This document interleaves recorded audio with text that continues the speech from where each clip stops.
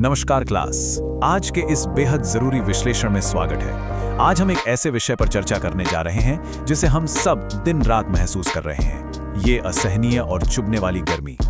एक शिक्षक के रूप में ये बहुत गहरी चिंता का विषय है कि हमारा पर्यावरण आखिर किस दिशा में जा रहा है। पहले की गर्मियां और आज की गर्मियों में सचमुच जमीन आसमान का फर्क आ चुका है।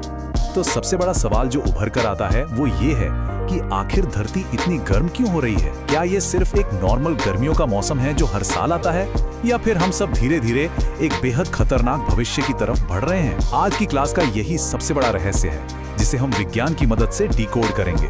तो चलिए आज के इस लेसन प्लान पर एक नजर डाल लेते हैं। सबसे पहले हम समझेंगे बदलती गर्मियां, फिर ग्लोबल वार्मिंग का विज्ञान, उसके बाद भारत की गर्मी की समस्या, फिर एसी का विरोधाभास और आखिर में बात करेंगे कल को बचाने के कदमों पर। चलिए बिना किसी देरी के शुरू करते हैं। हमारा पहला विषय है बदलती गर्मियां, अतीत बनाम वर्तमान।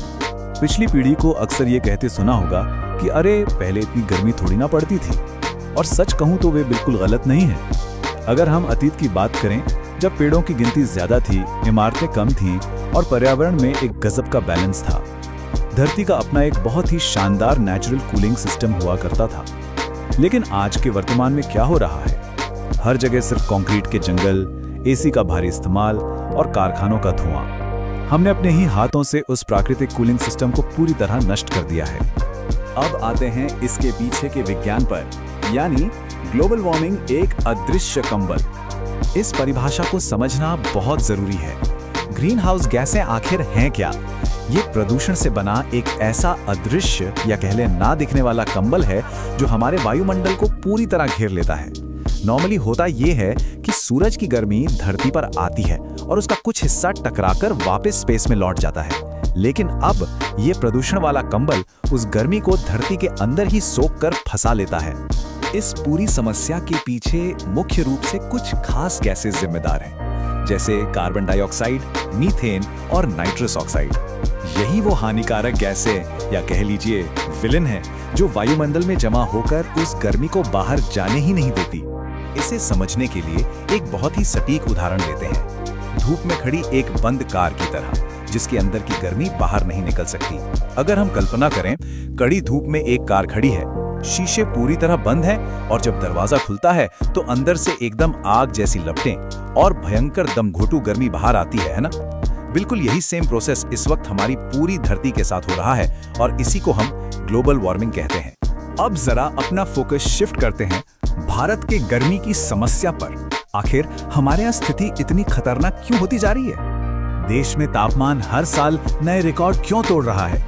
स्थिति बिगड़ने के 4 मुख्य कारण हैं। कदम 1, पेड़ों की बेतहाशा कटाई जो हवा को नेचुरली ठंडा रखते थे। कदम 2, कंक्रीट के जंगल, हरियाली की जगह हर तरफ सिर्फ सीमेंट ही सीमेंट दिखाई देता है। कदम 3, लगातार बढ़ता हुआ प्रदूषण जिससे धुएं की परत और मोटी हो रही है। और अंत में कदम 4, अस्थिर जलवायु परिवर्तन जिसने मौसम के पूरे संतुलन को ही बिगाड़ कर रख दिया है। इन सब का एक बहुत ही भयंकर नतीजा निकला है। हमारे शहर अब हीट ट्रैप यानी गर्मी का जाल बन चुके हैं। होता यह है कि हमारी पक्की सड़कें और सीमेंट की इमारतें दिन भर धूप की गर्मी को अपने अंदर सोखती रहती हैं और रात को वही गर्मी धीरे धीरे बाहर निकलती है। इसी वजह से आज के शहर गांव के मुकाबले कहीं ज्यादा भट्टी की तरह तपते हैं और रात में भी हमें चैन की सांस नहीं मिलती। यहीं से हमारा चौथा विषय शुरू होता है, एसी का विरोधाभास। कैसे हमें ठंडा करने वाली मशीनें हमें और गर्म कर रही हैं।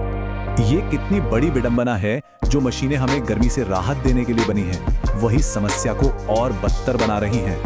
जब कोई व्यक्ति एसी वाले कमरे के अंदर होता है तो माहौल एकदम ठंडा और चिल लगता है। लेकिन अगर हम सोचें कि उस इमारत के बाहर क्या हो रहा है, अगर एक ही बिल्डिंग में सैकड़ों एसी चल रहे हैं तो वो सब मिलकर अंदर की गर्मी को कई गुना बढ़ाकर बाहर हवा में फेंक रहे हैं।